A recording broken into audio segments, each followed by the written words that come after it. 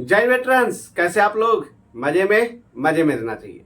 दोस्तों, जब हम लोग छोटे छोटे उम्र में सर्विस ज्वाइन करते हैं तो हम एक जिम्मेवार बेटा और जिम्मेवार भाई होते हैं और अपने सारे जिम्मेवारियों का निर्वाह अच्छी तरीके से करना चाहते हैं।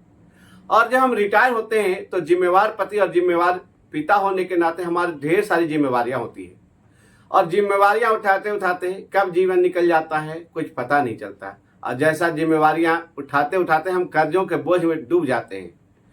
और भारतीय स्टेट बैंक, जैसा कि आप जानते हैं कि सर्विस में रहते हुए आपको 50 लाख से लगभग 2.25 करोड़ रुपए का इंश्योरेंस देती है और रिटायरमेंट के बाद आपको 30 लाख रुपए का इंश्योरेंस देती है और बदले में आपको 5 पैसा भी नहीं लेती है। आप सभी भाइयों को जो एक्टिव सर्विस में हैं और जो सभी वेटरन जो रिटायर हो गए हैं जिनको डीएसपी अकाउंट है स्टेट बैंक में, इस बात को आपको मालूम होना चाहिए। मेरे साथ क्या हुआ कि 1 साल पहले मेरे एक बैचमेट का एक्सीडेंटल डेथ हो गया और उसने एचडीएफसी से होम लोन लिया था। तो एचडीएफसी तो माफ करने वाला है नहीं उसका होम लोन, और स्टेट बैंक ऑफ इंडिया उसको 30 लाख रुपया नहीं दे पाया। क्यों? क्योंकि वो पेंशन तो स्टेट बैंक से उठाता था लेकिन उसका अकाउंट डीएसपी नहीं था। दोस्तों, ये सबसे बड़ा एक शॉकिंग था उसके पत्नी के लिए। उसके जाने के बाद सोचिए, हाथ में आया हुआ 30 लाख रुपया स्टेट बैंक की तरफ से नहीं मिल पाया। फिर आज 6 अगस्त को आर्मी हेडक्वार्टर की तरफ से एक लेटर इशू किया गया है। इस लेटर के पैरा 1 में लिखा हुआ है कि हमारा एक अग्निवीर, जिसका एक बैंक में नाम तो नहीं लिखा हुआ उस बैंक का, उस बैंक में उसका सैलरी आ रहा था लेकिन उसका बैंक अकाउंट था जो डीएसपी नहीं था। हो सकता है वो पीएनबी का हो सकता है वो एसबीआई का हो सकता है वो एचडीएफसी का हो, किसी बैंक का हो। वो एक नॉर्मल अकाउंट खोल दिया गया और जब हमारे अग्निवीर का डेथ हुआ तो उसके नॉमिनी यानी उसके पिताजी को, उसका माताजी को 50 लाख रुपए का बेनिफिट नहीं मिल पाया। ये सबसे बड़ा शॉकिंग था, जैसा कि आर्मी हेडक्वार्टर के 6 अगस्त को इशू हुआ लेटर में बताया गया है। दोस्तों, आपको पता होना चाहिए कि आपके रिटायरमेंट के बाद भी 30 लाख रुपए का इंश्योरेंस स्टेट बैंक आपको देती है और प्रीमियम नहीं लेती है। जैसा कि आपको पता होना चाहिए कि भारतीय स्टेट बैंक एक बैंकिंग कंपनी है, इंश्योरेंस कंपनी नहीं है। हमारे जितने भी वेटरन्स हों, चाहे हमारे जितने भी एक्टिव सर्विस वाले पर्सनल हों, चाहे आर्मी हो, चाहे नेवी हो, चाहे एयरफोर्स हो, उन सभी का account state bank of India में है और सबका डीएसपी अकाउंट है। तो स्टेट बैंक क्या करता है, एक प्रीमियम अमाउंट 200, 400, 500 करोड़ रुपया क्या करता है, वो इंश्योरेंस कंपनी को दे देता है। कहता है भाई हमारे पास इतने डीएसपी अकाउंट होल्डर हैं और इतना करोड़ रुपया आप ले लीजिए और सबको इंश्योरेंस दीजिए।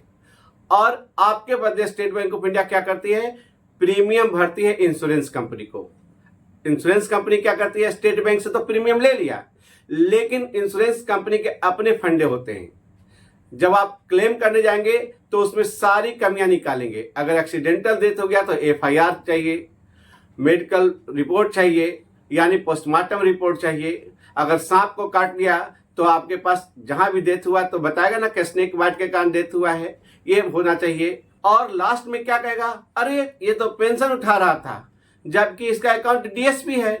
तो उस समय भी इंश्योरेंस कंपनी एक क्वेश्चन मार्क कर देगी, जिसके कारण आपका इंश्योरेंस रिजेक्ट भी हो सकता है और हो सकता है रिजेक्ट ना हो तो डिले किया जा ही सकता है इंश्योरेंस कंपनी के द्वारा और आपको परेशानी का सामना करना पड़ सकता है। तो दोस्तों, इस 6 अगस्त के जो लेटर आर्मी के हेडक्वार्टर की तरफ से इशू हुआ है उसमें पारा 3 में लिखा हुआ कि जो हमारे वेटरन्स रिटायर जा रहे हैं और उनका pension state bank of India में आ रहा है तो उनको अपना अकाउंट को डीएसपी अकाउंट से DSP pension army, DSP pension air force करवाना पड़ेगा। क्योंकि डीएसपी अकाउंट पर आपको 50 लाख रुपए से लेकर के लगभग 2 करोड़ रुपए का इंश्योरेंस स्टेट बैंक देती है, जिसका प्रीमियम स्टेट बैंक ज्यादा देता है।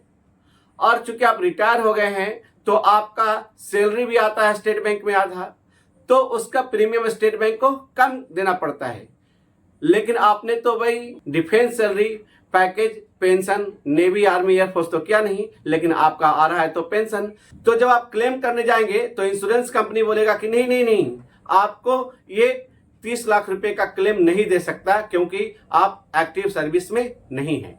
तो भाइयों, जैसा कि आर्मी हेडक्वार्टर की तरफ से लेटर इशू किया गया है और हमारे एक अग्निवीर को 50 लाख रुपया किसी एक बैंक के द्वारा नहीं दिया गया था, तो आपसे अनुरोध है कि रिटायरमेंट के बाद आप अपना नियरेस्ट स्टेट बैंक में जाएं और चेक करवाएं कि क्या आपका DSP account pension army navy air force है या नहीं। अगर नहीं है, आज ही आप अपने ब्रांच में जाएं और अपना अकाउंट को DSP pension army navy air force में जरूर करवा लें। अगर आप होम ब्रांच से दूर हैं तो आप अपने रजिस्टर्ड ईमेल आईडी से एक एप्लीकेशन लिखिए और अपना self attested Aadhaar card, self attested PAN card और हो सके तो स्पर्श का पीपीओ का कॉपी या पेंशन स्लिप लगा दीजिए सेल्फ अटेस्टेड और बैंक को भेज दीजिए और बोलिए कि भाई, चूंकि मैं डिफेंस पेंशनर हूं और हमारा पेंशन आपके पास आता है, तो आपसे प्रार्थना है कि आप मेरे इस नॉर्मल अकाउंट को या डीएसपी अकाउंट को DSP pension army navy air force में कन्वर्ट कर दीजिए। मैं ऐसा इसलिए बोलता हूं दोस्तों कि जब हम सर्विस में रहते हैं तो जिस अकाउंट में हमारा सैलरी आता है, जनरली हमारे भाई बंधु क्या करते हैं, अरे भाई इसमें सैलरी आ रहा है तो इसी में हम अपना पेंशन भी डलवा लेंगे और अपने पत्नी का नाम उस अकाउंट में ज्वाइंट करवा लेते हैं। जब मैं उससे पूछता हूं कि सर क्या आपका डीएसपी अकाउंट है, तो मालूम है क्या बोलते हैं, सर मेरा इसी में सैलरी आता था और मेरा डीएसपी अकाउंट ही है, सर आप टेंशन मत लीजिए। अरे भाई, डीएसपी अकाउंट अलग होता है, जब आप सर्विस में थे तब आपके लिए डीएसपी अकाउंट खुला था। अब आप रिटायर हो गए हैं तो आपका DSP pension army navy air force होगा, क्योंकि डीएसपी अकाउंट और DSP pension army navy air force अलग अलग अकाउंट होता है।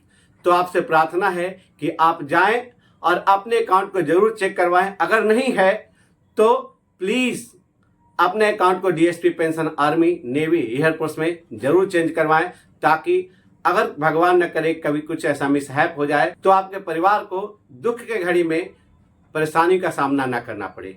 आपसे अनुरोध है कि मेरा ये वीडियो अच्छा लगा और काम का लायक वीडियो है तो आप दूसरे वेटरन्स तक जरूर पहुंचाएं। जय हिंद।